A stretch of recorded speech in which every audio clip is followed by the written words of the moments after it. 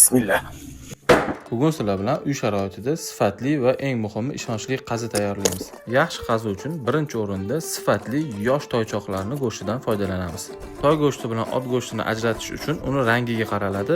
Yosh toylarda go'shtning rangi qizil, yog'i esa oppoq bo'ladi. Men oshpazlikdan tashqari bu ish bilan salkam 20 yildan beri shug'ullanaman. Go'shtlarni xuddi videoda ko'rsatilgandek bo'laklarga bo'lib, tuz va zira bilan marinad qilib qo'yamiz. Marinad me'yoriga yetishi uchun 1 kunga muzlatishga qo'yamiz. 1 kun o'tganidan keyin go'shtni muzlatgichdan olib, videoda ko'rsatilgan qolip yordamida chiroyli qilib taxlab, ichlari yaxshilab yuvib tozalangan tabiiy ichakni ichiga joylab chiqamiz. Qazi pishirishda ko'pchilik xatoga yo'l qo'yadi, shuning uchun pishirilganda yorilib ketadi. Qazi yorilmasdan pishishi uchun 1,5-2 soat davomida past olovda pishiriladi. Ichida havo chiqib ketgan bo'lsa, nina yordamida chiqarib yuborish kerak. Agar sizga ishonchli va sifatli qazi kerak bo'ladigan bo'lsa, pastda nomer qoldiraman, bemalol buyurtma bersangiz bo'ladi.